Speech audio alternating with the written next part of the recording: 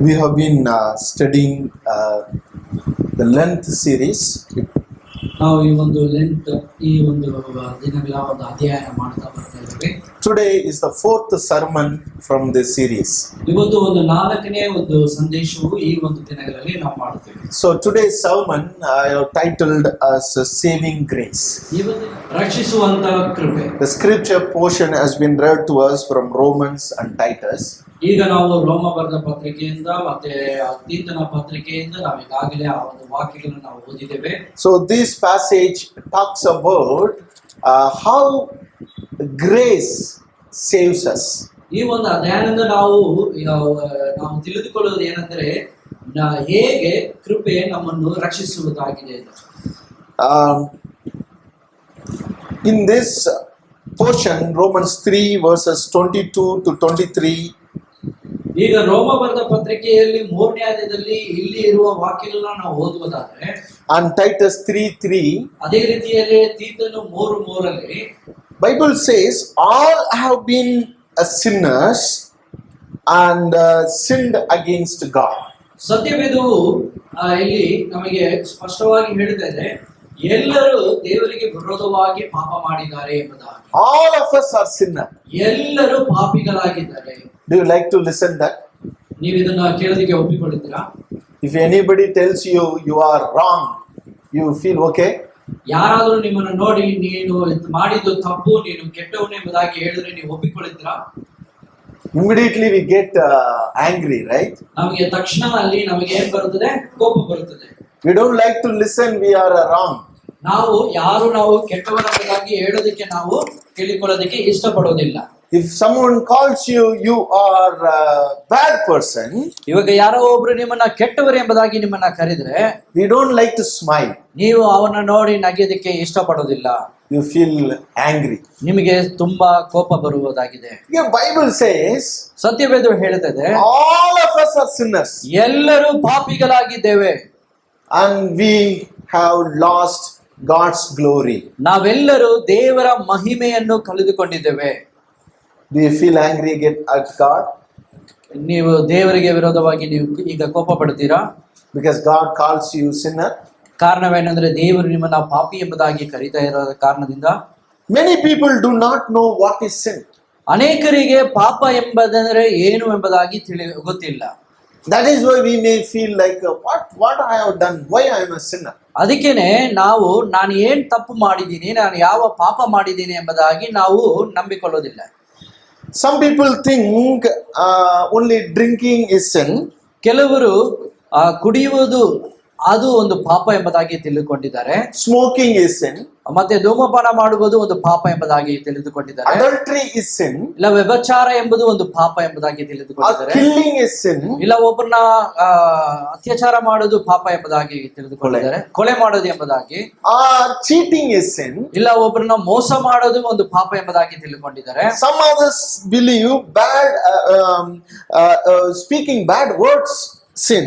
ಕೆಲವರು ಹೇಳ್ತಾರೆ ಕೆಟ್ಟ ಮಾತು ಮಾತನಾಡುವುದು ಅದು ಒಂದು ಪಾಪ ಎಂಬುದಾಗಿ. Gossiping is sin. ಇನ್ನೊಬ್ಬರನ್ನ ಕುರಿತು ಮಾತನಾಡುವುದು ಒಂದು ಪಾಪ ಎಂಬುದಾಗಿ. Jealousy is sin. ಇನ್ನೊಬ್ಬರನ್ನ ಹೊಟ್ಟೆಕಿಚ್ಚು ಪಡೋದನ್ನ ಒಂದು ಪಾಪ ಎಂಬುದಾಗಿ ನೋಡ್ತೇವೆ. Even we know watching bad things is sin. ಇಲ್ಲ ಯಾವುದೋ ಕೆಟ್ಟ ಕಾರ್ಯಗಳನ್ನು ನೋಡುವುದು ಕೂಡ ಅದು ಪಾಪ ಎಂಬುದಾಗಿ ಹೇಳ್ತೇವೆ. Even some people watching movies sin. ಕೆಲವರು ಸಿನಿಮಾ ನೋಡೋದು ಪಾಪ ಎಂಬುದಾಗಿ ಹೇಳ್ತಾರೆ. Whatever it is, ಅದು ಏನಾಗಿದ್ರೂ we are not going to talk about what is sin. ನಾವೆಲ್ಲರೂ ಪಾಪ ಅಂದ್ರೆ ಏನು ಎಂಬುದಾಗಿ ನಾವು ಅದನ್ನ ಕುರಿತು ನಾವು ಈಗ ಮಾತನಾಡೋದಕ್ಕಿಲ್ಲ. But we wanted to learn ಆದ್ರೆ ಒಂದು ನಾವು ಕಲಿಯಕ್ಕೆ ಇಷ್ಟಪಡ್ತೇವೆ, how this sin makes you separate from God. ಆದ್ರೆ ಒಂದು ಈ ಪಾಪ ನಿಮ್ಮನ್ನು ದೇವರಿಂದ ಇದು ಹೇಗೆ ದೂರಪಡಿಸುತ್ತದೆ ಎಂಬುದಾಗಿ, and how this make you to lose God's image that is in you. ಅದು ಮಾತ್ರವಲ್ಲ, ಇದು ಹೇಗೆ ನೀವು ದೇವರ ಆತನ ಸ್ವರೂಪವನ್ನು ನೀವು ಕಳೆದುಕೊಳ್ಳಬೇಕೆಂಬುದಾಗಿ ಮಾಡುವುದಾಗಿರುತ್ತದೆ. How this sin, whatever it is sin, ಏನ ಪಾಪವಾಗಿದ್ರೂ ಪರವಾಗಿಲ್ಲ, how that sin makes you lose God's glory and God's image. ಆ ಪಾಪವು ನಿಮ್ಮನ್ನ ದೇವರಿಂದ ಆತನ ಸ್ವರೂಪದಿಂದ ನಿಮ್ಮನ್ನು ದೂರಪಡಿಸುವ ಕಾರ್ಯವು ಏನು?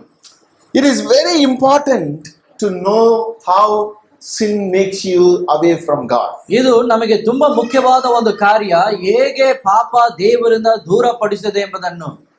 And many of us, Bible says all of us are sinners. ಸತ್ಯವೇದ ಹೇಳ್ತದೆ ನಾವೆಲ್ಲರೂ ಪಾಪಿಗಳೇ, and we have gone away from God ನಾವು ದೇವರಿಂದ ದೂರ ಹೋಗಿದ್ದೇವೆ. with all our worldly characters, ನಮ್ಮ ಲೋಕದ ಎಲ್ಲಾ ಅಭ್ಯಾಸಗಳಿಂದ ನಾವು ದೂರ ಹೋಗಿದ್ದೇವೆ. with all this sinful nature. ಈ ಇರುವ ಎಲ್ಲಾ ಒಂದು ಪಾಪದ ಈ ಒಂದು ಸ್ವಭಾವದಿಂದ it is very very impossible for human to restore himself or herself. ಇಂಥ ಪಾಪಗಳು ಇದನ್ನ ಮನುಷ್ಯನು ತಾನೇ ಅದನ್ನು ಸರಿಪಡಿಸಿಕೊಳ್ಳೋದಕ್ಕೆ ಯಾವ ರೀತಿಯಲ್ಲೂ ಆತನಿಗೆ ಅದು ಸಾಧ್ಯವಿಲ್ಲ. Or to get back to their original status. ಅಥವಾ ಅವರು ಮುಂಚೆ ಹೇಗೆ ಬದುಕುತ್ತಾ ಇದ್ದಾರೋ ಆ ಒಂದು ಅನುಭವದಕ್ಕೆ ತೆಗೆದುಕೊಳ್ಳೋದಕ್ಕೆ ಆಗೋದಿಲ್ಲ. Jesus said, ಯೇಸು ಕ್ರಿಸ್ತನು ಹೇಳುತ್ತಾರೆ, if salt loses its saltiness, ಈ ಉಪ್ಪು ಆ ಉಪ್ಪಿನ ಆ ಒಂದು ಅಂಶವನ್ನು ಅದು ಕಳೆದುಕೊಂಡ್ರೆ, it is how can it be made salty again? ಅದು ನಂತರ ಹೇಗೆ ಆ ಉಪ್ಪು ಅದು ಮತ್ತೆ ಮಾಡ್ಲಿಕ್ಕೆ ಸಾಧ್ಯ? Can you understand that? We all know that we all use salt in our house, right? ಅರ್ಥವಾಗ್ತಾ ಇದೆಯಲ್ಲ, ನಾವೆಲ್ಲರೂ ಪ್ರತಿದಿನ ನಾವು ಉಪ್ಪನ್ನು ಉಪಯೋಗಿಸ್ತಾ ಇದ್ದೇವೆ. And if salt loses its saltiness, ಈಗ ಉಪ್ಪು ಆ ಉಪ್ಪಿನ ಅಂಶವನ್ನು ಅದರಿಂದ ಹೋಗ್ಬಿಟ್ರೆ, how can the saltiness will be added back to the salt? ಮತ್ತೆ ಆ ಉಪ್ಪಿನ ಅಂಶ ಹೇಗೆ ಮತ್ತೆ ಉಪ್ಪಿನ ಒಳಗೆ ಸೇರ್ಸಕ್ಕೆ ಸಾಧ್ಯ? Can salt get back its saltiness by itself? ಆ ಉಪ್ಪು ತನ್ನಕ್ಕೆ ತಾನಾಗೆ ಅದು ಉಪ್ಪಿನ ಅಂಶವನ್ನು ಅದು ತೆಗೆದುಕೊಳ್ಳುವ ಆ ಒಂದು ಇದನ್ನು ಕೊಡುತ್ತದಾ? It's impossible. ಅದು ಅಸಾಧ್ಯವಾದದ್ದು. Salt cannot make saltiness if salt loses its ಆ saltiness. ಉಪ್ಪಿನ ಅಂಶವನ್ನು ಅದು ಕಳೆದುಕೊಂಡ್ರೆ ಆ ಉಪ್ಪು ಮತ್ತೆ ಅದನ್ನು ಪಡೆದುಕೊಳ್ಳೋದಕ್ಕೆ ಸಾಧ್ಯವಿಲ್ಲ. Likewise, ಅದೇ ರೀತಿಯಲ್ಲಿ if man loses its original essence, ಮನುಷ್ಯನು ಆತನು ಮೂಲವಾದ ಆ ಒಂದು ಅಂಶವನ್ನು ಆತನು ಕಳೆದುಕೊಂಡರೆ, it's impossible to get back by himself or herself. ಅನಂತರ ಮತ್ತೆ ಹಾಗೆ ಮೊದಲಿನ ರೀತಿಯಲ್ಲಿ ಮತ್ತೆ ಮಾರ್ಪಡಿಸಿಕೊಳ್ಳೋದಕ್ಕೆ ಅದು ಅಸಾಧ್ಯವಾದದ್ದು. That is why we need, Bible teaches us how we can get back to this original state of glory, God's glory that was in us. ಆದ ಕಾರಣದಿಂದಲೇ ನಮಗೆ ಸತ್ಯವೇದವು ನಮಗೆ ಬೇಕಾಗಿದೆ. ಹೇಗೆ ನಾವು ಮತ್ತೆ ದೇವರ ಬಳಿಗೆ ಮತ್ತೆ ನಾವು ಒಳ್ಳೆಯವರಾಗಿ ನಾವು ಆತನ ಬಳಿಯಲ್ಲಿ ಹೋಗುವರಾಗಿದ್ದೇವೆ. How can we get back our original essence that God kept on us? ಹೇಗೆ ನಾವು ದೇವರು ನಮಗೆ ಕೊಟ್ಟಂತ ಆ ಒಂದು ಅಮೂಲ್ಯವಾದ ಆ ಒಂದು ಕಾರ್ಯವನ್ನು ನಾವು ಮತ್ತೆ ಹಿಡಿದುಕೊಳ್ಳೋದಕ್ಕೆ ಸಾಧ್ಯ? Bible says, ಸತ್ಯವೇದವು ಹೇಳ್ತದೆ, Titus 3:4, ಈಗ ತೀತನು 3:4 and Jesus, and the Bible very beautifully it mentions, ಅಲ್ಲಿ ಸತ್ಯವೇದದಲ್ಲಿ ತುಂಬಾ ಸುಂದರವಾಗಿ ಅಲ್ಲಿ ನಮಗೆ ಬರೆಯಲ್ಪಟ್ಟಿದೆ. verse 3, 3ನೇ ವಚನದಲ್ಲಿ, when we were once foolish, disobedient, all kind of sinners, ನಾವು ಒಂದು ಸಮಯದಲ್ಲಿ ಮೂರ್ಖರು, ಅವಿದ್ಯತರು ಮತ್ತು ಯಾಮಾರಿಸುವರಾಗಿ ನಾವಿರುವಾಗ, verse 4 says, ವಾಕ್ಯ 4 ಹೇಳುತ್ತದೆ, the goodness and loving kindness of God our Savior appeared. ದೇವರ ಒಳ್ಳೆಯತನ ಮತ್ತು ದೇವರ ಪ್ರೀತಿ ನಮಗೆ ದೋಚುವುದಾಗಿದೆ. When we were sinners, ನಾವು ಪಾಪಿಗಳಾಗಿರುವಾಗ God's goodness appeared. ದೇವರ ಒಳ್ಳೆತನ ನಮಗೆ ದೋಚುವುದಾಗಿದೆ. God's loving kindness appeared. ದೇವರ ಆತನ ಪ್ರೀತಿ ಮಾಡುವ ಕನಿಕರ ನಮ್ಮನ್ನು ದೋಚುವುದಾಗಿದೆ. And also it says our Savior appeared. ಅದು ಮಾತ್ರವಲ್ಲ, ನಮ್ಮನ್ನು ರಕ್ಷಿಸುವನು ಆತನು ನಮಗೋಸ್ಕರ ದೋಚುವನಾಗಿದ್ದಾನೆ. Romans 3:22 says, ಈಗ ರೋಮ 3:22 ಹೇಳುತ್ತದೆ, the righteousness of God appeared. ದೇವರ ನೀತಿ ಅದು ನಮಗೆ ದೋಚುವುದಾಗಿದೆ. Why? ಕಾರಣವೇನು? To save us. ಕಾರಣವೇನೆಂದ್ರೆ ನಮ್ಮನ್ನು ರಕ್ಷಿಸಬೇಕೆಂಬುದಾಗಿ. To save us, God appeared in this world so that we will be restored back to our original essence. ನಮ್ಮನ್ನು ರಕ್ಷಿಸಬೇಕೆಂಬುದಾಗಿಯೇ ದೇವರು ಇಂತಹ ಒಂದು ಕಾರ್ಯದಲ್ಲಿ ನಮ್ಮೊಂದಿಗೆ ನಮಗೋಸ್ಕರ ಆತನು ಇಳಿದು ಬಂದ What we ದೇವನಾಗಿದ್ದಾನೆ. need to do? ಈಗ ನಾವೇನು ಮಾಡಬೇಕು? We need to believe this God. ಇದನ್ನು ನಾವು ಈ ದೇವರನ್ನು ನಾವು ನಂಬಬೇಕು. First, you need to understand you have lost your essence. ಮೊದಲು ನೀವು ಒಂದನ್ನು ನೀವು ತಿಳಿದುಕೊಳ್ಳಬೇಕು, ನಿಮಗೆ ಇರುವ ಆ ಒಂದು ಗುಣಲಕ್ಷಣವು ನೀವು ಕಳೆದುಕೊಂಡಿದ್ದೀರಾ. You become sinner. ಈಗ ನೀವು ಪಾಪಿಗಳಾಗಿ ಮಾರ್ಪಟ್ಟಿದ್ದೀರಾ. You have polluted with all kinds of sins from this ನೀವು world. ಪಾಪದಿಂದ ಕಾರಣದಿಂದ ಈ ಲೋಕದಲ್ಲಿ ಇರುವ ಎಲ್ಲಾ ಒಂದು ಪಾಪ ಕಾರ್ಯ ನಿಮ್ಮನ್ನ ಕೆಡಿಸಿಕೊಂಡಿರೋದಾಗಿದ್ದೀರಾ. You need to get back to your original essence which God created in you. ಈಗ ನೀವು ನಿಮ್ಮ ಕೆಟ್ಟ ಕಾರ್ಯದಿಂದ ನೀವು ದೇವರ ಒಂದು ಒಳ್ಳೆ ಗುಣಕ್ಕೆ ನೀವು ಮತ್ತೆ ಹಿಂತಿರುಗಬೇಕು. You cannot go back by yourself. ಅದು ನೀವು ನಿಮ್ಮಿಂದ ಹೋಗೋದಕ್ಕೆ ಸಾಧ್ಯವಿಲ್ಲ. But God himself appeared and came to this world. ಆದರೆ ದೇವರು ಆತನೇ ನಮಗೆ ಪ್ರತ್ಯಕ್ಷನಾಗಿ ಈ ಭೂಮಿಗೆ ಆತನು ಇಳಿದು ಬಂದನು. So the word says, you believe in him. Those who believe in Jesus. ಸತ್ಯವೇದವು ಹೇಳ್ತಾ ಇದೆ, ಆದ ಕಾರಣದಿಂದ ನೀವು ದೇವರನ್ನು ಯೇಸುವನ್ನು ನೀವು ನಂಬಿರಿ. And whoever puts their faith in him, ಯಾರೆಲ್ಲ ಯೇಸುವಿನ ಮೇಲೆ ತನ್ನ ನಂಬಿಕೆಯನ್ನು ಇಡುತ್ತಾರೋ, and they will be saved. ಅವರು ರಕ್ಷಣೆ ಹೊಂದಿಕೊಳ್ಳುತ್ತಾರೆ. They will be justified. ಅವರು ನೀತಿವಂತರಾಗಿ ಮಾರ್ಪಡುತ್ತಾರೆ. The first saving grace is ಮೊದಲನೇ ನಮ್ಮನ್ನು ರಕ್ಷಿಸುವ ಈ ಒಂದು ಕೃಪೆ your faith. ಅದು ನಿಮ್ಮ ವಿಶ್ವಾಸ. Is your faith. ನಿಮ್ಮ ವಿಶ್ವಾಸವೇ. Your faith is very, very important. ನಿಮ್ಮ ವಿಶ್ವಾಸ ಅದು ಅತಿ ಮುಖ್ಯವಾದುದು. Without believing, you cannot see God. ನೀವು ನಂಬದೆ ದೇವರನ್ನು ನೋಡ್ಲಿಕ್ಕೆ ಸಾಧ್ಯವೇ ಇಲ್ಲ. Without believing, you cannot experience God's miracle in your life. ನೀವು ದೇವರನ್ನು ನಂಬದೆ ದೇವರ ಅದ್ಭುತವನ್ನು ನಿಮ್ಮ ಜೀವಿತದಲ್ಲಿ ಆಗಬೇಕೆಂಬುದಾಗಿ ನೀವು ಎದುರು ನೋಡಲು ಸಾಧ್ಯವಿಲ್ಲ.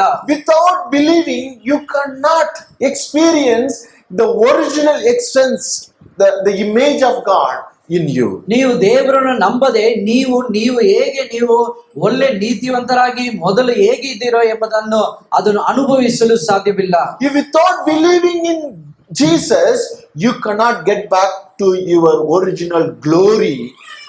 ನೀವು ಯೇಸುವನ್ನು ನಂಬದೆ ನೀವು ನಿಮ್ಮ ಮುಂದೆ ಇದ್ದಂತ ಆ ಒಂದು ಮಹಿಮೆ, ನಿಮಗೆ ಕೊಟ್ಟಲ್ಪಟ್ಟಂತ ಆ ಒಂದು ಮಹಿಮೆಗೆ you cannot get back to it. ಅಲ್ಲಿಗೆ ನೀವು ಹಿಂತಿರುಗಿ ಬರೋದಕ್ಕೆ ಸಾಧ್ಯವಿಲ್ಲ.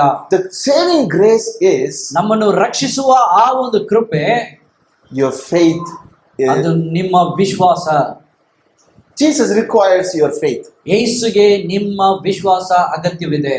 He asked, if you believe in me, you will receive it. ಯೇಸು ಕ್ರಿಸ್ತನು ಹೀಗೆ ಹೇಳಿದನು, ನೀನು ನಂಬುವುದಾದರೆ ನೀನು ಹೊಂದಿಕೊಳ್ಳುತ್ತೀಯಾ ಎಂಬುದಾಗಿ. Faith is very, very important to experience God in our life. ವಿಶ್ವಾಸ ಅದು ನಮಗೆ ಅತಿ ಮುಖ್ಯವಾಗಿದೆ. ಅದು ದೇವರನ್ನು ನಾವು ನಮ್ಮಲ್ಲಿ ಅನುಭವಿಸುವ ಕಾರಣದಿಂದ. Some of us may say, I believe in God. ಕೆಲವರು ಹೇಳ್ತಾರೆ, ನಾವು ದೇವರನ್ನು ನಂಬುತ್ತೇನೆ, I believe in Jesus. ನಾನು ಯೇಸು ನಂಬುತ್ತೇನೆ, He is my savior. ಆತನು ನನ್ನ ರಕ್ಷಕ. But are you doing it regularly? ಆದರೆ ನೀವು ಅದನ್ನು ಸರಿಯಾಗಿ ತಪ್ಪದೆ ಮಾಡುತ್ತಾ ಇದ್ದೀರಾ? Are you believing Jesus all the moments, all the times in your life? ಯೇಸುವನ್ನು ನಿಮ್ಮ ಎಲ್ಲಾ ಪರಿಸ್ಥಿತಿಗಳಲ್ಲಿ ಎಲ್ಲಾ ಸಮಯದಲ್ಲೂ ನೀವು ನಿಮ್ಮ ಜೀವಿತದಲ್ಲಿ ನೀವು ನಂಬುತ್ತೀರಾ? Or is there something that hinders in your life, which separates or hinders from believing Jesus? ಇಲ್ಲ, ಯಾವುದೋ ನಿಮಗೆ ಒಂದು ಅಡಚಣೆಯಾದ ಕಾರ್ಯ, ಅವು ನಿಮ್ಮನ್ನು ಯೇಸುವನ್ನು ನಂಬದೆ ನಿಮ್ಮನ್ನು ದೂರಪಡಿಸುವ ಅಡಚಣೆಯಾದ ಕಾರ್ಯ ಯಾವುದಿದೆಯಾ? Sometimes we believe Jesus. ಕೆಲವು ಸಮಯ ನಾವು ಯೇಸುವನ್ನು ನಂಬುತ್ತೇವೆ. Sometimes it's difficult to believe in Jesus. ಕೆಲವು ಸಮಯದಲ್ಲಿ ಯೇಸುವನ್ನು ನಂಬುವುದಕ್ಕೆ ನಮಗೆ ಕಠಿಣವಾಗಿರುತ್ತದೆ. Sometimes easily we believe. ಕೆಲವು ಸಮಯದಲ್ಲಿ ನಾವು ಸಾಧಾರಣವಾಗಿ ನಾವು ನಂಬಿ ಬಿಡ್ತೇವೆ. Sometimes when things really hits hard and difficult, we believe really God exists or really God care about me. ಕೆಲವು ಸಮಯದಲ್ಲಿ ನಮಗೆ ಕಷ್ಟವಾದ ಒಂದು ತುಂಬಾ ತೊಂದರೆಯಾದ ಒಂದು ಭಾರವಾದ ಒಂದು ಕಾರ್ಯದಲ್ಲಿ ಇರುವಾಗ ನಿಜವಾಗಲೂ ದೇವರು ಇದ್ದಾನ ಎಂಬುದಾಗಿ ನಾವು ಅಲ್ಲಿ ನಂಬುವುದಕ್ಕೆ ನಾವು ಯೋಚಿಸುವರಾಗಿರ್ತೀವಿ. Think about any situation that made difficult to believe in God. ಈ ಸಮಯದಲ್ಲಿ ನೀವು ಏನಾದರೂ ಒಂದು ಕಾರ್ಯ ನಿಮ್ಮನ್ನು ಇಂಥ ಒಂದು ಅಡಚಣೆಯ ಕಾರಣದಿಂದ ದೇವರನ್ನು ವಿಶ್ವಾಸಕ್ಕೆ ತಡ ಮಾಡಿದ ಯಾವುದು ಎಂಬುದಾಗಿ ಯೋಚಿಸ್ರಿ. Failure maybe. ಒಂದು ವೇಳೆ ಸೋಲುಗಳು, maybe discouragement, ಕೆಲವು ಸಮಯದಲ್ಲಿ ನಿಮ್ಮನ್ನು ಪ್ರೋತ್ಸಾಹ ಪಡಿಸದೆ ಹೋಗಿರುವ ಕಾರ್ಯಗಳು, or loss ಇಲ್ಲ ನಿಮ್ಮ ಏನೋ ಕಳೆದುಕೊಂಡಿರುವುದು makes very difficult to believe in Jesus. ಅಂತ ಸಮಯದಲ್ಲಿ ಯೇಸುವನ್ನು ನಂಬೋದಕ್ಕೆ ನಿಮಗೆ ಅದು ತುಂಬಾ ಕಠಿಣ ಪಡಿಸುವುದಾಗಿದೆ. When you experience especially failure, ನೀವು ವಿಶೇಷವಾಗಿ ನೀವು ಸೋಲನ್ನು ನೀವು ಅನುಭವಿಸುವ ಸಮಯದಲ್ಲಿ you feel, how can I believe God? ನೀವು ಹೇಗೆ ನಾನು ದೇವರನ್ನ ನಂಬಬಹುದು ಎಂಬುದಾಗಿ ನೀವು ಯೋಚಿಸುತ್ತೀರಾ. If God is real, if I believed in Him, why He didn't help me? ದೇವರು ನಿಜವಾದ ದೇವರಾಗಿದ್ದರೆ, ಆತನನ್ನು ನಾನು ನಂಬುವುದಾಗಿದ್ದರೆ ಯಾಕೆ ನನಗೆ ಒಳ್ಳೆಯದನ್ನು ಮಾಡಿಲ್ಲ? When I go through the loss of a family member, ಇಲ್ಲ ಒಂದು ವೇಳೆ ನನ್ನ ಕುಟುಂಬದಲ್ಲಿ ಒಂದು ಸದಸ್ಯರನ್ನ ನಾನು ಕಳೆದುಕೊಂಡಿರುವಾಗ, why did God take that person from my family? ಯಾಕೆ ದೇವರು ನನ್ನ ಕುಟುಂಬದಿಂದ ಆ ಒಂದು ನಮ್ಮ ಸಂಬಂಧಿಕರನ್ನು ನೀನು ತೆಗೆದಿದೆ ಎಂಬುದಾಗಿ ಯೋಚಿಸುವಾಗ, And it's difficult to believe in God. ಆ ಸಮಯದಲ್ಲಿ ದೇವರನ್ನು ನಂಬುವುದಕ್ಕೆ ಅದು ಕಠಿಣವಾಗಿರುತ್ತದೆ, ಕಷ್ಟವಾಗಿರುತ್ತದೆ. When you do certain things with a lot of effort, ಅಥವಾ ನೀವು ಯಾವುದೋ ಒಂದು ಕಾರ್ಯವನ್ನು ತುಂಬಾ ನೀವು ಪ್ರಯಾಸ ಪಟ್ಟು ನೀವು ಆ ಕಾರ್ಯವನ್ನು ನೀವು ಮಾಡುತ್ತಾ ಇರುವಾಗ, maybe your job, ಒಂದು ವೇಳೆ ನಿಮ್ಮ ಕೆಲಸ, even ministry, ಇಲ್ಲ ಸೇವೆ, or your studies, ಇಲ್ಲ ನೀವು ಓದುತ್ತಾ ಇರುವ ಸಮಯದಲ್ಲಿ suddenly you feel the setback in your life. ಏನೋ ಅಲ್ಲಿ ಒಂದು ಕೊರತೆಯನ್ನು ನಿಮ್ಮ ಜೀವಿತದಲ್ಲಿ ನೀವು ನೋಡ್ತೀರಾ. And you are not receiving a result as you expected. ಅದು ಮಾತ್ರವಲ್ಲ, ನೀವು ಏನನ್ನು ಎದುರು ನೋಡುತ್ತಾ ನೀವು ಮುಂದೆ ಬಂದರೂ ಅದು ನಿಮಗೆ ಸಿಕ್ಕದೇ ಇರುವ ಸಮಯ ಬರುವಾಗ You are discouraged. ನೀವು ಅಲ್ಲಿ ಸೋತು ಹೋಗಿದ್ದೀರಾ. Will you able to believe in that time? ಆ ಸಮಯದಲ್ಲಿ ನೀವು ನಂಬೋದಕ್ಕೆ ಸಾಧ್ಯವಾ? And it's difficult. ಮತ್ತೆ ಅದು ತುಂಬಾ ಕಠಿಣವಾದದ್ದು. That's what Jesus says. ಅದುವೇ ಯೇಸು ಹೇಳುತ್ತಾರೆ. And it is difficult in some time. ಅದು ಕೆಲವು ಸಮಯದಲ್ಲಿ ನಿಮಗೆ ಕಷ್ಟವಾದದ್ದು. But Jesus expects us to believe in Him in all the times. ಆದರೆ ಯೇಸು ನಮ್ಮನ್ನು ಎಲ್ಲಾ ಸಮಯದಲ್ಲೂ ಆತನು ನಂಬಬೇಕೆಂಬುದಾಗಿ ಆತನು ಅಪೇಕ್ಷಿಸುತ್ತಾನೆ. Because He is a good God. ಕಾರಣವೇನೆಂದ್ರೆ ಆತನು ಒಳ್ಳೆಯ ದೇವರಾಗಿದ್ದಾನೆ. And He loves so much. ಆತನು ಎಲ್ಲರನ್ನು ಪ್ರೀತಿ ಹೆಚ್ಚಾಗಿ ಮಾಡುವನಾಗಿದ್ದಾನೆ. And He is righteous. ಆತನು ನೀತಿವಂತನಾಗಿದ್ದಾನೆ. And He expects us to believe in Him in all the situations. ಅದು ಮಾತ್ರವಲ್ಲ, ಆತನು ನಮ್ಮನ್ನು ಎಲ್ಲಾ ಪರಿಸ್ಥಿತಿಗಳಲ್ಲಿ ಆತನು ನಂಬಬೇಕೆಂಬುದಾಗಿ ಆತನು ಅಪೇಕ್ಷಿಸುತ್ತಾನೆ. Maybe you may be going through a test. ಒಂದು ವೇಳೆ ನೀವು ಯಾವುದೋ ಒಂದು ಶೋಧನೆಯಲ್ಲಿ ಹೋಗುತ್ತಾ ಇರಬಹುದು. Maybe your life is looking like now, like I know you are going through a test. ಒಂದು ವೇಳೆ ನಿಮ್ಮ ಜೀವಿತದಲ್ಲಿ ಈಗ ನೀವು ಯಾವುದೋ ಒಂದು ಕಠಿಣವಾದ ಶೋಧನೆಯಲ್ಲಿ ಇರಬಹುದು. But God says, believe in me. ಆದರೆ ದೇವರು ಹೇಳಿದರೆ ನನ್ನಲ್ಲಿ ನಂಬು. With one heart. ನಿನ್ನ ಒಂದೇ ಹೃದಯದಿಂದ. With one mind. ನಿನ್ನ ಒಂದೇ ಮನಸ್ಸಿನಿಂದ. Without double mind. ನೀನು ಬೇರೆ ಮನಸ್ಸು ಇಲ್ಲದೆ. And you will see a change in your life. ನೀನು ನಿನ್ನ ಜೀವಿತದಲ್ಲಿ ಬದಲಾವಣೆಯನ್ನು ನೀನು ಕಾಣುವೆ. Because your faith, God honors your faith. ಕಾರಣವೇನೆಂದರೆ ದೇವರು ನಿಮ್ಮ ವಿಶ್ವಾಸವನ್ನು ಆತನು ಘನಪಡಿಸುತ್ತಾನೆ. You are saved through your faith. ನೀವು ನಿಮ್ಮ ವಿಶ್ವಾಸದಿಂದ ನೀವು ರಕ್ಷಣೆ ಹೊಂದಿದವರಾಗಿದ್ದೀರಾ. That is what through that you experience God's grace. ಅದರ ಮುಖಾಂತರ ನೀವು ದೇವರ ಕೃಪೆಯನ್ನು ಅನುಭವಿಸುವರಾಗಿರ್ತೀರಾ. The second thing what the Bible says is, ಎರಡನೇ ಕಾರ್ಯ ಸತ್ಯವೇದವು ಏನು ಹೇಳ್ತದೆ? and when we read Romans 3 verses 24 and 25, ಈಗ ನಾವು ರೋಮ ಬರೆದ ಪತ್ರಿಕೆ 3ನೇ ಅಧ್ಯಾಯ 24-25 ಓದುವಾಗ, then Titus 3:5, ಅದೇ ರೀತಿಯಲ್ಲಿ ತೀತನು 3:5 Jesus came to redeem us. ಯೇಸು ಕ್ರಿಸ್ತನು ನಮ್ಮನ್ನು ವಿಮೋಚಿಸಲು ಬಂದನು. And God sent Jesus Christ as an atonement for our sins. ಈ ದೇವರು ಯೇಸುವನ್ನು ನಮ್ಮ ಪಾಪದ ಅದನ್ನಿಂದ ನಮ್ಮನ್ನು ವಿಮೋಚಿಸಲು ದೇವರು ಆತನು ಕಳಿಸಿದ್ದಾನೆ. And Jesus came to shed His blood on the cross. ಆದ ಕಾರಣದಿಂದ ಯೇಸು ಕ್ರಿಸ್ತನು ಈ ಭೂಮಿಗೆ ಇಳಿದು ಬಂದು ಶಿಲುಬೆಯಲ್ಲಿ ತನ್ನ ರಕ್ತವನ್ನು ಸುರಿಸಲು ಆತನು ಸಿದ್ಧನಾದ. This is very, very special days because we are meditating God's death for our sins. ಈ ದಿನಗಳಲ್ಲಿ ನಾವು ಇದು ನಮಗೆ ತುಂಬಾ ಮುಖ್ಯವಾದ ಒಂದು ದಿನಗಳಲ್ಲಿ ನಾವು ಇದ್ದೇವೆ. ಕಾರಣವೇನೆಂದರೆ ಯೇಸು ಕ್ರಿಸ್ತನ ಮರಣನ ಕುರಿತು ನಾವು ಧ್ಯಾನ ಮಾಡುವರಾಗಿದ್ದೇವೆ. Jesus came and died for us on the cross to redeem us. ಯೇಸು ಕ್ರಿಸ್ತನು ಈ ಭೂಮಿಗೆ ಬಂದು ಆತನು ಶಿಲುಬೆಯಲ್ಲಿ ನಮಗಾಗಿ ಸತ್ತು ಆತನು ನಮ್ಮನ್ನು ವಿಮೋಚಿಸಿದ್ದಾನೆ From all the sins, ನಮ್ಮ ಎಲ್ಲ ಪಾಪಗಳಿಂದ, from all our past life. ನಮ್ಮ ಎಲ್ಲ ಮುಂದೆ ಇದ್ದ ಜೀವದಿಂದ. Bible says we are not saved by our own righteous works. ಸತ್ಯವೇದ ಹೇಳಿದೆ ನಾವು ಮಾಡಿದ ಒಳ್ಳೆ ಕಾರ್ಯದಿಂದ ನಾವು ರಕ್ಷಣೆ ಹೊಂದಿಲ್ಲ. Not because of your ability. ಯಾವುದು ನಿಮ್ಮ ಒಂದು ಒಳ್ಳೆ ಜ್ಞಾನದಿಂದ ಅದು ಅಲ್ಲ. Not because of your strength. ಅದು ನಿಮ್ಮ ಬಲದಿಂದ ನೀವು ರಕ್ಷಣೆ ಹೊಂದಿಲ್ಲ. Sometimes we know this truth, but sometimes we take pride on our best or our ability. ಕೆಲವು ಸಮಯದಲ್ಲಿ ಈ ಒಂದು ವಿಷಯ ಗೊತ್ತು, ನಮಗೆ ನಮ್ಮಿಂದ ಆಗೋದಿಲ್ಲ ಎಂಬುದಾಗಿ ಗೊತ್ತಿದ್ರು ಕೂಡ ನಾವು ಅದನ್ನ ಹೆಮ್ಮೆಯಾಗಿ ನಾವು ಈ ಸಮಯದಲ್ಲಿ ನಾವೇ ಎಂಬುದಾಗಿ ಹೇಳುವರಾಗಿದ್ದೇವೆ. Maybe if you have some ability, ಒಂದು ವೇಳೆ ನಿಮಗೆ ಯಾವುದೋ ಒಂದು ನಿಮಗೆ ಒಂದು ಬಲವಿದ್ದರೆ, or you have a good experience in something, ಇಲ್ಲ ನಿಮಗೆ ಯಾವುದೋ ಒಂದು ವಿಷಯದಲ್ಲಿ ನಿಮಗೆ ಒಳ್ಳೆ ಅನುಭವ ಇರುವುದಾದ್ರೆ, when you do that and you are so boastful and you are so pride that you are success because of your ಅಂತ experience. ಕಾರ್ಯದಲ್ಲಿ ನೀವು ತುಂಬಾ ಅದರಲ್ಲಿ ಜಾಣರಾಗಿ ಅದರಲ್ಲಿ ನೀವು ಅನುಭವರಾಗಿ ಇರುವಾಗ ಅದು ನಿಮ್ಮನ್ನು ಅದನ್ನ ಒಂದು ಹೆಮ್ಮೆಯಾಗಿ ಅದನ್ನು ನಿಮಗೆ ತೋರಿಸುವ ಸಮಯದಲ್ಲಿ, And often we forget that God's righteous His redemptive work saved me from all my sins. ಆದ್ರೆ ನಾವು ಅನೇಕ ಸಮಯದಲ್ಲಿ ನಾವು ಮರೆತು ಹೋಗುವ ಕಾರ್ಯವೇನೆಂದ್ರೆ ಯೇಸು ಕ್ರಿಸ್ತನು ಆತನು ನನ್ನನ್ನು ವಿಮೋಚಿಸಿದ್ದಾನೆ ಎಂಬುದಾಗಿ. This is very, very fundamental for our faith. ಇದೆಲ್ಲ ನಮಗೆ ನಮ್ಮ ವಿಶ್ವಾಸಕ್ಕೆ ನಮ್ಮ ಒಂದು ಮೂಲ ಕಾರಣವಾಗಿದೆ. And He saves you from all your past sins. ನಿಮ್ಮ ಎಲ್ಲ ಮುಂದೆ ಮಾಡಿದ ಎಲ್ಲ ಪಾಪಗಳಿಂದ ಆತನು ನಮ್ಮನ್ನು ವಿಮೋಚಿಸಿದ್ದಾನೆ. If I look back my story, ಒಂದು ವೇಳೆ ನಾನು ಹಿಂದಿನ ಜೀವಿತವನ್ನು ನಾನು ನೋಡೋದಾದ್ರೆ, I was told many times, I cannot be on my own ability, on my own strength, or I don't have any better background to stand here and preach. ನಾನು ಮುಂದಿನ ಜೀವಿತವನ್ನು ನೋಡೋದಾದ್ರೆ ಈ ದಿನಗಳಲ್ಲಿ ನಾನು ಇಲ್ಲಿ ನಿಂತು ಈ ಒಂದು ಕಾರ್ಯವನ್ನು ಮಾತನಾಡೋದಕ್ಕೆ ನಾನು ಪ್ರಸಂಗ ಮಾಡೋದಕ್ಕೆ ನನಗೆ ಅರ್ಹತೆ ಇಲ್ಲ. I every day remember, what I do, it is only because of God's redemptive work. ಈ ಪ್ರತಿದಿನ ನಾನು ಬದುಕಿರುವುದು ಮಾಡುತ್ತಾ ಇರುವ ಈ ಒಂದು ಶುಭ ಕಾರ್ಯವು ಇದೆಲ್ಲವೂ ಯೇಸು ಕ್ರಿಸ್ತನು ನನ್ನನ್ನು ವಿಮೋಚಿಸಿದ ಆ ಒಂದು ಕಾರಣ ಮುಖಾಂತರವೇ. You cannot easily forget that. ನೀವು ಅದನ್ನು ಸುಲಭವಾಗಿ ಮರೆತು ಹೋಗೋದಕ್ಕೆ ಸಾಧ್ಯವಿಲ್ಲ. When I was one day thinking, nothing can, no God, no God's nothing can save me from my sins.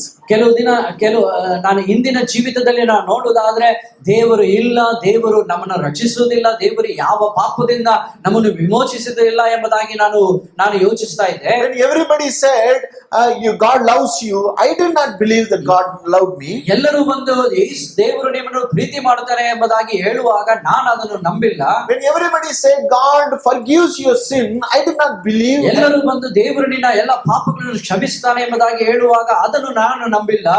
And everybody, when they said He died for you, ಎಲ್ಲರೂ ಬಂದು ನಿಮಗೋಸ್ಕರ ಯೇಸು ಸತ್ತಿದ್ದಾನೆ ಎಂಬುದಾಗಿ ಹೇಳುವಾಗ I did not believe. ಅದನ್ನು ನಾನು ನಂಬಿಲ್ಲ. But one day, ಆದ್ರೆ ಒಂದು ದಿನ dramatically a situation happened. ನನಗೆ ಹಾಗೆ ಒಂದು ಸನ್ನಿವೇಶನವು ಬಂತು. And I heard a message. ನಾನು ಒಂದು ಸಂದೇಶವನ್ನು ಕೇಳಿದೆ. The message was titled like the cost of your call. ಆ ಒಂದು ಸಂದೇಶದ ಹೆಸರು ಹೀಗಿತ್ತು, ನಿನ್ನ ಕರುವಿಕೆಯ ಬೆಲೆ ಎಂಬುದಾಗಿ ಒಂದು The cost of your call. ನಿನ್ನ ಕರುವಿಕೆಯ ಆ ಒಂದು ಬೆಲೆ. And the message beautifully explained that how Jesus, who loved me even when I was sinner, and He paid His life to save me, to make me something ಆ great. ಸಂದೇಶವು ಹೀಗೆ ಹೇಳಿತು, ದೇವರು ನಾನು ಪಾಪಿಯಾಗಿರುವಾಗ ಕೂಡ ಆತನು ನನ್ನನ್ನು ಪ್ರೀತಿಸಿ, ಅದು ಮಾತ್ರವಲ್ಲ ನನಗೋಸ್ಕರ ಆತನ ಬೆಲೆಯನ್ನು ಕೊಟ್ಟು ನನ್ನನ್ನು ವಿಮೋಚಿಸಿದ್ದಾನೆ. I try to be best through my ability, whatever I know, whatever I can do. ನಾನು ನನಗೆ ಇರುವ ಬಲದಿಂದ ನನ್ನ ಆ ಒಂದು ಕಾರ್ಯದಲ್ಲಿ ನಾನು ನಂಬಿ ನಾನು ಜೀವಿಸುವಾಗ I try to be the best. ನಾನೇ ಉತ್ತಮವೆಂಬುದಾಗಿ ನಾನು ಯೋಚಿಸುವಾಗ, But this message showed me, no, nothing I can make myself best. ಆದ್ರೆ ಆ ಸಂದೇಶವು ನನಗೆ ತೋರಿಸಿತು, ನಾನಾಗಿ ನಾನು ನನ್ನದು ಉತ್ತಮ ಎಂಬುದಾಗಿ ಇಲ್ಲ ಎಂಬುದಾಗಿ. Only through Christ's price, His death, ಬರೀ ಯೇಸುವಿನ ಆತನ ಅಮೂಲ್ಯವಾದ ಆತನ ಬೆಲೆಯಿಂದ ಆತನ ಆ ಒಂದು ಮರಣದಿಂದ my life will become best. ನನ್ನ ಜೀವಿತವು ಅದು ಉತ್ತಮವಾಗಿ ಮಾರ್ಪಟ್ಟಿತು. What I desired to become, ನಾನು ಏನಾಗಿ ನಾನು ಮಾರ್ಪಡಬೇಕೆಂಬುದಾಗಿ ಆಸೆ ಪಟ್ಟೆನೋ, but now what I have become ಈಗ ನಾನು ಏನ್ ಆಗಿದ್ದೇನೆ ಎಂಬುದಾಗಿ is better than what I desired. ಇದು ಅದಕ್ಕಿಂತ ಇದು ಅಮೂಲ್ಯವಾದ ಒಂದು So ಕಾರ್ಯವಾಗಿದೆ. you cannot forget that. Every moment I remember this experience and I tell God, Lord, what I'm doing, it is because of you. ಇದನ್ನು ನಾನು ಎಂದಿಗೂ ನಾನು ಮರೆಯುವುದಿಲ್ಲ. ಕಾರಣವೇನೆಂದ್ರೆ ಈಗ ನಾನು ಏನು ಮಾಡ್ತಾ ಇದ್ದೀನೋ ಅದು ಎಲ್ಲವೂ ನಿನ್ನಿಂದ ನೀನು ಮಾಡಿದ ಉತ್ತಮವಾದ ಕಾರ್ಯವೆಂಬುದಾಗಿ. This thinking, ಇಂಥ ಒಂದು ಯೋಚನೆ, this thinking, knowing my redeemer, ಈ ಒಂದು ಆಲೋಚನೆ, ನಾನು ನನ್ನ ವಿಮೋಚಕನು ಯಾರೆಂಬುದಾಗಿ ಅರಿತುಕೊಂಡ ಮೇಲೆ it continuously saves me. ಅದು ಈಗ ನನ್ನನ್ನು ಪ್ರತಿ ಸಮಯದಲ್ಲೂ ರಕ್ಷಿಸುವುದಾಗಿದೆ. Because ಕಾರಣವೇನೆಂದ್ರೆ when I fall, ನಾನು ಬೀಳುವಾಗ, when I commit sin again, ನಾನು ಮತ್ತೆ ತಪ್ಪನ್ನು ಪಾಪ ಮಾಡುವಾಗ I run to my redeemer. ನಾನು ನನ್ನ ವಿಮೋಚಕನ ಹತ್ರ ನಾನು ಓಡುತ್ತೇನೆ. Because I know he only can save me again. ಕಾರಣವೇನೆಂದ್ರೆ ಇದು ಬರೀ ನನ್ನ ವಿಮೋಚಕನು ಮಾತ್ರನೇ ನನ್ನನ್ನು ರಕ್ಷಿಸಲು ಸಾಧ್ಯ. Knowing this truth, ಈ ಒಂದು ಸತ್ಯವನ್ನು ಅರಿತು I keep on live in my ನಾನು saved life. ನಾನು ಪ್ರತಿದಿನ ಇದನ್ನು ನಂಬಿ ನಾನು ರಕ್ಷಣೆ ಹೊಂದಿಕೊಂಡಂತ ಆ ಒಂದು ಜೀವಿತದಲ್ಲಿ ನಾನು ಜೀವಿಸ್ತಾ ಇದ್ದೇನೆ. I experience this grace, saving grace every day. ಈ ಒಂದು ನನ್ನನ್ನು ರಕ್ಷಿಸುವ ಈ ಒಂದು ಕೃಪೆಯನ್ನು ನಾನು ಪ್ರತಿ ಸಮಯದಲ್ಲೂ ಅನುಭವಿಸುತ್ತಾನೆ. You need this saving grace. You need this saving grace. ಇಂಥ ಒಂದು ನಿಮ್ಮನ್ನು ರಕ್ಷಿಸುವ ಈ ಒಂದು ಕೃಪೆ ನಿಮಗೆ ಬೇಕು. Many times we know this truth. ಅನೇಕ ಸಮಯದಲ್ಲಿ ನಮಗೆ ಈ ಒಂದು ಸತ್ಯವು ಗೊತ್ತು. We keep it somewhere. ಇದು ಎಲ್ಲೋ ಒಂದು ಕಡೆ ಇಡುತ್ತೇವೆ. And we will only focus on somebody else. ನಾವು ಬೇರೆ ಕಾರ್ಯದ ಮೇಲೆ ನಾವು ನೋಡುವರಾಗಿರುತ್ತೇವೆ.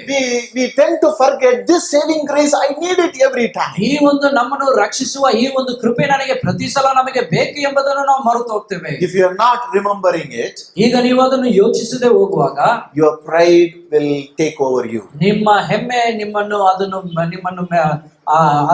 ದೊಡ್ಡದಾಗುತ್ತದೆ. You will start to boast on whatever you do, whatever you have. ನಿಮ್ಮಲ್ಲಿ ಇರುವುದು, ನಿಮ್ಮಲ್ಲಿ ಉತ್ತಮವಾದದ್ದು ಯಾವುದಿದೆಯೋ ಅದನ್ನೆಲ್ಲ ನೀವು ಹೆಮ್ಮೆಯ ಕುರಿತು ನೀವು ಮಾತಾಡುವರಾಗಿರ್ತೀರಾ. And you forget the redeemer in your life. ನಿಮ್ಮ ಜೀವಿತದಲ್ಲಿ ಇರುವ ನಿಮ್ಮ ವಿಮೋಚಕರನ್ನು ನೀವು ಮರೆತು ಹೋಗ್ತೀರಾ. You saved through the redeemer. ನೀವು ಆ ಒಂದು ವಿಮೋಚಕರಿಂದ ನೀವು ರಕ್ಷಿಸಲ್ಪಟ್ಟಿದ್ದೀರಾ. You cannot forget that. ನೀವು ಅದನ್ನು ಮರೆಯೋದಕ್ಕೆ ಸಾಧ್ಯವಿಲ್ಲ. Knowing that, ಅದನ್ನು ಅರಿತು living in that, ಅದರಲ್ಲಿ ಜೀವಿಸಿ, you will experience saving grace every day. ನೀವು ನಿಮ್ಮನ್ನು ರಕ್ಷಿಸಿದ ಆ ಒಂದು ಕೃಪೆಯಲ್ಲಿ ನೀವು ಜೀವಿಸ್ತೀರಾ. And the final thing the passage teaches us, ಮತ್ತೆ ಆ ಒಂದು ಕೊನೆಯ ಭಾಗವು ನಮಗೆ ಹೀಗೆ ತಿಳಿಸುತ್ತದೆ, Christ is our atonement. ಯೇಸು ಕ್ರಿಸ್ತನು ನಮಗೆ ಬಲಿಯಾದನಾಗಿ, for our sin he died, ನಾವು ಮಾಡಿದ ಪಾಪಗಳಿಗಾಗಿ ಆತನು ಸತ್ತು, and through his death, ಆತನ ಮರಣದ ಮುಖಾಂತರ, and we received salvation. ನಾವು ಆತನ ಮರಣದ ಮುಖಾಂತರ ನಾವು ರಕ್ಷಣೆಯನ್ನು ಹೊಂದಿದ್ದೇವೆ. When we believed in him, ನಾವು ಆತನನ್ನು ನಂಬುವಾಗ, and when we believed and received his salvation, ನಾವು ಆತನನ್ನು ನಂಬಿ ನಾವು ಆತನ ರಕ್ಷಣೆಯನ್ನು ಹೊಂದಿಕೊಳ್ಳುವಾಗ, when we live every day in that grace, ನಾವು ಪ್ರತಿದಿನ ಆತನ ಕೃಪೆಯಲ್ಲಿ ನಾವು ಜೀವಿಸುವಾಗ, Bible says, ಸತ್ಯವೇದ ಹೇಳ್ತದೆ, his righteousness will be demonstrated in our lives. ಆತನ ನೀತಿವಂತಿಕೆಯು ನಿಮ್ಮಲ್ಲಿ ಅದು ಪ್ರತಿಬಿಂಬಿಸುವುದಾಗಿರುತ್ತದೆ. And you and I will become righteous. ನಾವು ನೀತಿವಂತರಾಗಿ ಮಾರ್ಪಡುತ್ತೇವೆ. If we live according to his salvation, ನಾವು ಆತನ ರಕ್ಷಣೆಯ ಮುಖಾಂತರ ನಾವು ಜೀವಿಸುವರಾದ್ರೆ, we will be called righteous in this world. ನಾವೆಲ್ಲರೂ ಈ ಭೂಮಿಯಲ್ಲಿ ನಾವು ನೀತಿವಂತರಾಗಿ ಕರೆಯಲ್ಪಡುತ್ತೇವೆ. Because he is righteous. ಕಾರಣವೇನೆಂದ್ರೆ ಆತನು ನೀತಿವಂತನು. Now we will become righteous. ಈಗ ನಾವು ನೀತಿವಂತರಾಗಿ ಮಾರ್ಪಡುತ್ತೇವೆ. How we become righteous? ಹೇಗೆ ನಾವು ನೀತಿವಂತರಾಗಿ ಮಾರ್ಪಡುತ್ತೇವೆ? Titus 3:5 says, ಈಗ ತೀತನು 3:5 ನಮಗೆ ತಿಳಿಸುತ್ತದೆ, he makes us a new person. ನಮ್ಮನ್ನು ಒಂದು ನೂತನ ಮನುಷ್ಯನಾಗಿ ನಮ್ಮನ್ನು ಮಾರ್ಪಡಿಸುತ್ತಾನೆ. He gives us the renewal of the Holy Spirit. ಅದು ಮಾತ್ರವಲ್ಲ, ಪವಿತ್ರ ಆತ್ಮನನ್ನು ನಾವು ಪ್ರತಿ ಸಲ ನಾವು ಆತನಲ್ಲಿ ನಾವು ಮತ್ತೆ ಇರುವುದಂತೆ ದೇವರು ಮಾಡ್ತಾನೆ. He gives us his spirit. ಆತನ ಆತ್ಮವನ್ನು ನಮಗೆ ಕೊಡುತ್ತಾನೆ. When his spirit comes in us, ಆತನ ಆತ್ಮವು ನಮ್ಮಲ್ಲಿ ಬರುವಾಗ, He lives in us. ಆತನು ನಮ್ಮಲ್ಲಿ ಜೀವಿಸುತ್ತಾನೆ. And we become like him, like a righteous ಆಗ person. ನಾವು ಆತನ ರೀತಿಯಲ್ಲಿ ನೀತಿವಂತರಾಗಿ ಮಾರ್ಪಡುತ್ತೇವೆ. All our sins are forgiven. ನಮ್ಮ ಎಲ್ಲ ಪಾಪಗಳು ಕ್ಷಮಿಸಲ್ಪಡುತ್ತದೆ. And we continue to live in this world in his image, in his glory. ಹಾಗೆ ನಾವು ಈ ಭೂಮಿಯಲ್ಲಿ ಆತನ ಸ್ವರೂಪದಿಂದ ಆತನ ನೀತಿವಂತದಿಂದ ನಾವು ಜೀವಿಸುವರಾಗಿರುತ್ತೇವೆ. We will become a new person. ನಾವು ಒಂದು ನೂತನ ಹೊಸ We will ಸೃಷ್ಟಿಯಾಗಿರುತ್ತೇವೆ. become a renewed person ಈಗ ನಾವು ಒಂದು ಸರಿಪಟ್ಟಂತ ಒಂದು ಮನುಷ್ಯನಾಗಿ ಇರುತ್ತೇವೆ. through Holy Spirit. ಅದು ಪವಿತ್ರಾತ್ಮನ ಮುಖಾಂತರ. Holy Spirit is very, very important to make us a new person in this world. ಪವಿತ್ರಾತ್ಮನು ನಮಗೆ ಅತಿ ಮುಖ್ಯವಾಗಿದೆ. ಕಾರಣವೇನೆಂದ್ರೆ ನಮ್ಮನ್ನು ಹೊಸ ಸೃಷ್ಟಿಯಾಗಿ ಮಾರ್ಪಡಿಸುವುದಕ್ಕೆ. Christ died for us on this cross. ಯೇಸು ಕ್ರಿಸ್ತನು ನಮಗಾಗಿ ಶಿಲುಬೆಯಲ್ಲಿ ಆತನು ಸತ್ತ. He forgave all our sins. ಆತನು ನಮ್ಮೆಲ್ಲ ಪಾಪಗಳನ್ನು ಆತನು ಕ್ಷಮಿಸಿದ್ದಾನೆ. Today he is given his spirit in us ಇವತ್ತು ಆತನ ಕೃಪೆಯನ್ನು ಆತನ ಆತ್ಮವನ್ನು ನಮಗೆ ಕೊಟ್ಟಿದ್ದಾನೆ. to make us every day clean. ಅದು ಪ್ರತಿದಿನ ನಾವು ನಮ್ಮನ್ನು ಶುದ್ಧಿ ಮಾಡಿಕೊಳ್ಳೋದಕ್ಕೆ. His death on the cross forgave all our past sins. ಆತನ ನಮಗಾಗಿ ಶಿಲುಬೆಯಲ್ಲಿ ಸಾಯುವಾಗ ನಮ್ಮ ಹಿಂದೆ ಮಾಡಿದ ಎಲ್ಲ ಪಾಪಗಳನ್ನು ಆತನು ಕ್ಷಮಿಸಿದ್ದಾನೆ. But when his spirit came in us, ಆತನ ಆತ್ಮವು ನಮ್ಮಲ್ಲಿ ಬಂದಾಗ he cleanses us every day. ಆತನು ಪ್ರತಿದಿನ ನಮ್ಮನ್ನು ಪರಿಶುದ್ಧ ಮಾಡುತ್ತಾನೆ. He cleans us and makes us a new person as a glory of God in this world. ಆತನ ಆತ್ಮವು ನಮ್ಮಲ್ಲಿ ಬಂದು ನಮ್ಮನ್ನು ಪ್ರತಿ ಸಲ ನಮ್ಮನ್ನು ಶುದ್ಧೀಕರಣ ಮಾಡುವುದಾಗಿರುತ್ತದೆ. You need to experience this. ಇದನ್ನು ನೀವು ಅನುಭವಿಸಬೇಕು. A lot of people know this, ಇದು ಅನೇಕ ಜನರು ಇದನ್ನು ತಿಳಿದಿದ್ದಾರೆ. but they will not let them to be renewed by the Holy Spirit. ಆದರೆ ಅವರು ಪವಿತ್ರಾತ್ಮನ ಮುಖಾಂತರ ಅವರು ಪ್ರತಿದಿನ ಬದಲಾಯಿಸಿಕೊಳ್ಳೋದಕ್ಕೆ ಅವರು ಒಪ್ಪಿಕೊಡೋದಿಲ್ಲ. Without you becoming renewed by Holy Spirit every day, ನೀವು ನಿಮ್ಮನ್ನ ಪ್ರತಿದಿನ ನೀವು ಪವಿತ್ರಾತ್ಮನ ಮುಖಾಂತರ ನೀವು ನಿಮ್ಮನ್ನು ಬದಲಾಯಿಸಿಕೊಳ್ಳೋದಕ್ಕೆ ಮಾಡುವಾಗ, if you don't allow yourself, ಈಗ ನಿಮ್ಮನ್ನು ನೀವು ಒಪ್ಪಿಸಿಕೊಡದೆ ಹೋದರೆ you will not experience the saving grace in your life. ಆಗ ನೀವು ನಮ್ಮನ್ನು ರಕ್ಷಿಸುವ ಆ ಒಂದು ಕೃಪೆಯನ್ನು ನೀವು ಅನುಭವಿಸೋದಕ್ಕೆ ಸಾಧ್ಯವಿಲ್ಲ. Because today the saving grace active through the Holy Spirit. ಇವತ್ತು ಈ ದಿನಗಳಲ್ಲಿ ಈ ಸಮಯದಲ್ಲಿ ಆ ಪವಿತ್ರಾತ್ಮನು ನಮ್ಮನ್ನು ರಕ್ಷಿಸುವ ಆತ್ಮನು ಈಗ ಯೇಸು ಕ್ರಿಸ್ತನ ಮುಖಾಂತರ ನಮಗೆ ದೊರಕಿದೆ. He keeps us with God. ಅದು ಆತನು ನಮ್ಮನ್ನು ದೇವರಲ್ಲೇ He ಇಟ್ಟಿರುವುದಾಗಿರುತ್ತದೆ. keeps us within the righteousness of God. ಅದು ದೇವರ ನೀತಿಯಲ್ಲೇ ನಮ್ಮನ್ನು ಇಟ್ಟಿರುವುದಾಗಿರುತ್ತದೆ. He keeps us away from all the slavery of this world. ಆತ್ಮವು ನಮ್ಮನ್ನು ಈ ಲೋಕದ ಎಲ್ಲಾ ಒಂದು ಗುಲಾಮತನದಿಂದ ಬಿಡಿಸಿ ನಮ್ಮನ್ನು ಇಡುವುದಾಗಿರುತ್ತದೆ. That is why God gave the Spirit. ಆದ ಕಾರಣನೇ ನಮಗೆ ಆತ್ಮನು ನಮಗೆ ಕೊಡಲ್ಪಟ್ಟಿದ್ದಾನೆ. Therefore you will be experiencing His grace every day, every moment in your ಆದ life. ಕಾರಣದಿಂದನೇ ನಮಗೆ ಪವಿತ್ರಾತ್ಮನ ಮುಖಾಂತರ ನಮಗೆ ಆತನು ನಮ್ಮನ್ನು ರಕ್ಷಿಸ್ತಾ ಇರುವ ಆ ಒಂದು ಕೃಪೆಯನ್ನು ಪ್ರತಿ ಸಮಯದಲ್ಲೂ ಅನುಭವಿಸಲು ದೇವರು ನಮಗೆ You will be ಕೊಟ್ಟಿದ್ದಾನೆ. saved all the moment in your life. ನೀವು ನಿಮ್ಮ ಜೀವಿತದ ಎಲ್ಲಾ ಸಮಯದಲ್ಲೂ ನೀವು ರಕ್ಷಣೆ ಹೊಂದುತ್ತಾ ಇರುತ್ತೀರಾ. But today's many people understand grace in various things. ಆದ್ರೆ ಇವತ್ತು ಕೃಪೆಯನ್ನು ಅನೇಕ ಜನರು ನಾನಾ ರೀತಿಯಲ್ಲಿ ಅವರು ಅರ್ಥ ಮಾಡಿಕೊಳ್ಳುತ್ತಾರೆ. What is grace? ಕೃಪೆ ಅಂದ್ರೆ ಏನು? People may understand the grace means grace is not a favor. ಕೃಪೆ ಎಂದರೆ ಅದು ಏನೋ ನಮಗೆ ಮಾಡುವ ಒಳ್ಳೆ ಕಾರ್ಯವೆಂಬುದಾಗಿಲ್ಲ. Grace is not a fortune or luck. ಇದು ಕೃಪೆ ಎಂದ್ರೆ ಏನೋ ನಮಗೆ ಸಿಗ್ತಾ ಇರುವ ಒಂದು ಲಕ್ ಆತರ ಅಲ್ಲ. Grace is not even receiving health, wealth, prosperity or material things. ಕೃಪೆ ಅಂದ್ರೆ ಏನೋ ಒಳ್ಳೆ ಆರೋಗ್ಯ, ಒಳ್ಳೆ ಆಸ್ತಿ, ಒಳ್ಳೆ ಸಂಪತ್ತು ಎಂಬುದಾಗಿ ಅದಕ್ಕೆ ಕೃಪೆ ಅಲ್ಲ. What is grace? ಈ ಕೃಪೆ ಅಂದ್ರೆ ಏನು? Grace is the way to receive God's salvation from your sin. ಕೃಪೆ ಎಂದರೆ ಅದು ದೇವರ ಆ ಒಂದು ಕ್ಷಮಾಪಣೆ ಅದು ಸಿಕ್ಕುವ ಆ ಒಂದು ಮಾರ್ಗವಾಗಿರುತ್ತದೆ. Grace is the way to receive God's salvation. ಕೃಪೆ ಅದು ದೇವರ ಒಂದು ರಕ್ಷಣೆಯನ್ನು ಪಡೆದುಕೊಳ್ಳುವ ಒಂದು ಮಾರ್ಗವಾಗಿರುತ್ತದೆ. Today people try to show God's grace in line with so many things in this world. ಈ ದಿನಗಳಲ್ಲಿ ಬೈಬಲ್ ನೋಡುವುದಾದರೆ ಕೃಪೆಯನ್ನು ಕುರಿತು ಅನೇಕ ವಿಷಯಗಳನ್ನು ಇಟ್ಟು ಅವರು ಕೃಪೆ ಎಂಬುದಾಗಿ ತೋರಿಸುವರಾಗಿದ್ದಾರೆ. If you receive a job, people say it's God's grace. ನೀವು ಒಂದು ಕೆಲಸವನ್ನು ನಿಮಗೆ ಸಿಕ್ಕಿದ್ರೆ ಏನೋ ಅದು ದೇವರ ಕೃಪೆ ಎಂಬುದಾಗಿ ಹೇಳ್ತೀರಾ. If you build a house, people say it's God's grace. ಏನೋ ಒಂದು ಮನೆಯನ್ನು ನೀವು ಕಟ್ಟುವುದಾದ್ರೆ ಇದು ದೇವರ ಕೃಪೆ ಎಂಬುದಾಗಿ ಹೇಳ್ತಾರೆ. If people live healthy, people say it's God's grace. ಒಂದು ಆರೋಗ್ಯವಾಗಿ ಅವರು ಜೀವಿಸ್ತಾ ಇದ್ರೆ ಇದು ದೇವರ ಕೃಪೆ ಎಂಬುದಾಗಿ ಹೇಳ್ತಾರೆ. You need to understand the differences between God's grace and God's favor. ಇಲ್ಲಿ ನೀವು ಒಂದು ವಿಷಯವನ್ನು ನೀವು ತಿಳಿದುಕೊಳ್ಳಬೇಕು. ಕೃಪೆ ಎಂದರೆ ಏನು, ದೇವರ ದಯೆ ಎಂದರೆ ಏನು. God's favor is given to us to have all the goodness in this world. ದೇವರು ನಮಗೆ ಆತನು ದಯೆ ಕೊಟ್ಟಿದ್ದಾನೆ. ಆತನ ದಯೆ ಮುಖಾಂತರ ಈ ಭೂಮಿಯಲ್ಲಿ ಇರುವ ಅನೇಕ ವಿಷಯಗಳು ಅನೇಕ ಕಾರ್ಯಗಳು ನಾವು ಹೊಂದಿಕೊಳ್ಳುವುದಕ್ಕೆ. His grace exclusively given to us to experience His salvation. ಆದರೆ ಆತನ ಕೃಪೆ ನಮಗೆ ಬೇರೆ ಆತನನ್ನು ಹೊಂದಿಕೊಳ್ಳುವ ರಕ್ಷಣೆಗಾಗಿ ನಮಗೆ ಕೊಟ್ಟಿದೆ. Grace has power to save you. ರಕ್ಷಣೆಯು ಅದು ನಿಮ್ಮನ್ನು ರಕ್ಷಿಸಲು ಅದಕ್ಕೆ ಬಲ ಉಂಟು. This grace can be received, experienced through believing in Jesus. ಈ ಒಂದು ಕೃಪೆ ನೀವು ಯೇಸುವನ್ನು ನಂಬುವ ಆ ಒಂದು ಅನುಭವ ಮುಖಾಂತರ ನೀವು ಇದನ್ನು ಪಡೆದುಕೊಳ್ಳಬಹುದು. Through believing the Redeemer in your life.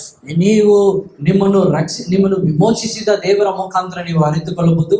Through receiving the renewal of the Holy Spirit. ಮಾತ್ರವಲ್ಲ, ಪವಿತ್ರಾತ್ಮನ ಮುಖಾಂತರ ಪ್ರತಿದಿನ ಪರಿವರ್ತನೆ ಆಗುವುದನ್ನು ನೀವು ಹೊಂದಿಕೊಳ್ಳುತ್ತೀರಾ. As we go from here, ನಾವು ಇಲ್ಲಿಂದ ಹೊರಟು ಹೋಗುವ I want to encourage ನಾನು ನಿಮಗೆ ಒಂದು ವಿಷಯವನ್ನು ತಿಳಿಸಿ, all of us to understand the grace is given to forgive our sin and experience God's salvation. ನಮಗೆ ಕೊಟ್ಟಿರುವುದು ನಮ್ಮ ಎಲ್ಲ ಪಾಪಗಳನ್ನು ಕ್ಷಮಿಸಿ ಅದು ದೇವರು ನಮ್ಮನ್ನು ವಿಮೋಚಿಸಲು Experience it all the time. ಅದನ್ನು ನೀವು ಎಲ್ಲಾ ಸಮಯದಲ್ಲಿ ನೀವು ಅನುಭವಿಸ್ರಿ. Through completely believing in Jesus ನೀವು ಸಂಪೂರ್ಣವಾಗಿ ಯೇಸುವಿನ ಮೇಲೆ ನಂಬಿಕೆಯನ್ನು ಇಡುವ ಮುಖಾಂತರ and His redemptive power, ಅದು ಮಾತ್ರವಲ್ಲ ಆತನು ನಿಮ್ಮನ್ನು ವಿಮೋಚಿಸುವ ಒಂದು ಬಲದಿಂದ and having the renewal of the Holy Spirit in you. ಮಾತ್ರವಲ್ಲ ಪವಿತ್ರಾತ್ಮನ ಆ ಒಂದು ಪರಿವರ್ತನೆಯ ಮುಖಾಂತರ May this experience become us every day, every moment. ಈ ಒಂದು ಅನುಭವವು ನಮಗೆ ಪ್ರತಿದಿನ ಪ್ರತಿ ಕ್ಷಣವೂ ನಮ್ಮಲ್ಲಿ ಇರಲಿ. May God bless us.